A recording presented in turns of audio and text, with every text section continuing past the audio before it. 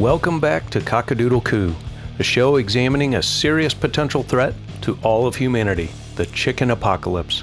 I'm your host, Pete Wallace. Episode 23, Music, Peace, and Chickenfoot.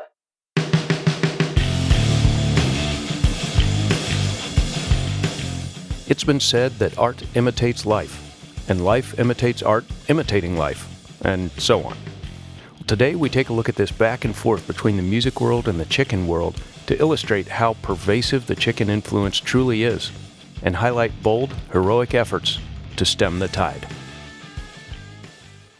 When it comes to chickens and music, let's quickly address a few questions at a high level right up front.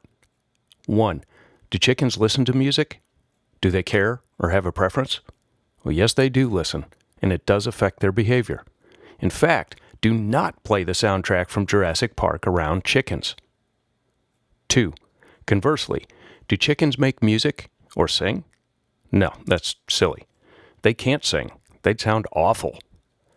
There's a reason why you don't hear chicken-created music on iTunes or Spotify or anywhere. For what it's worth, I do intend to address these questions a bit more in depth another time, but I felt it necessary to get that out of the way. Today, we will focus on artists and bands with ties to the chicken world. Many musical performers have taken on bird names and have achieved fame and success. The Eagles, Wings, the Black Crows, the Fabulous Thunderbirds, Them Crooked Vultures, and many others. None, of course, are chicken-related. It's worth noting that the connection between country artists and farm life, of course, informs them, so they are especially savvy and know to avoid association with chickens.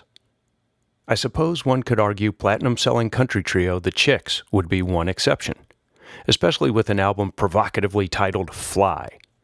Of course, they officially changed their name from the Dixie Chicks in June. They took their original name from a Little Feat album and song called Dixie Chicken. It's not really referencing the unpleasant animal so much as the slang reference to females. However, it does now make you wonder what to make of the line in that tune without the word Dixie in it. If you'll be my chicken, I'll be your Tennessee lamb.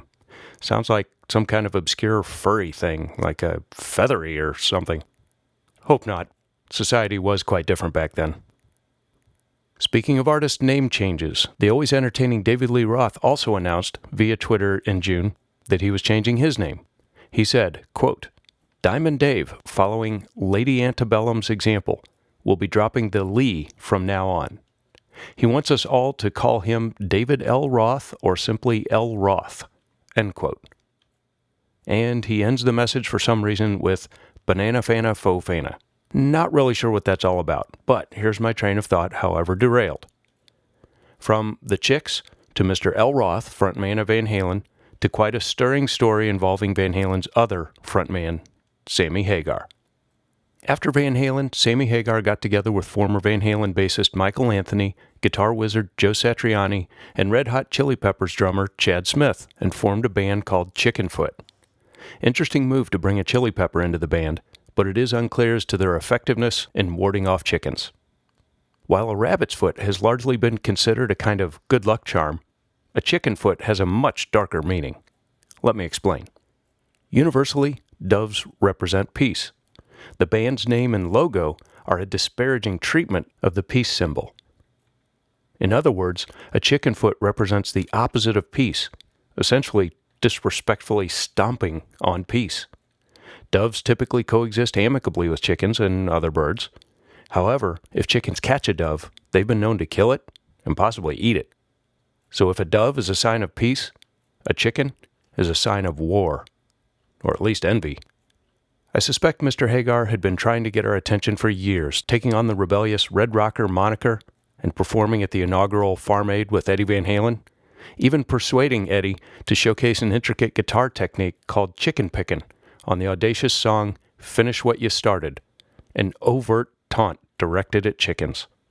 Ultimately, Sammy felt the need to take the bold step of using the Chickenfoot name to bring this issue to the forefront. Not trying to put words in his mouth, but Mr. Hagar appears to be a believer, and I applaud his efforts to raise awareness.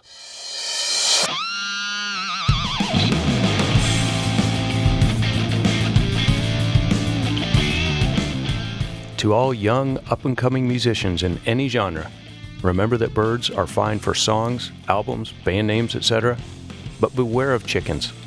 I imagine the other Uncle Sam, Hagar, wants you to know, it's not cool or stylish, it's not rebellious or edgy, it's just not worth it. Remember to support local farmers and eat chicken and eggs regularly. If we eat them, they can't fight back and the threat will be neutralized. Subscribe to this podcast and stay informed. Until next time, educate yourself, spread awareness. Together, we can prevent the unthinkable.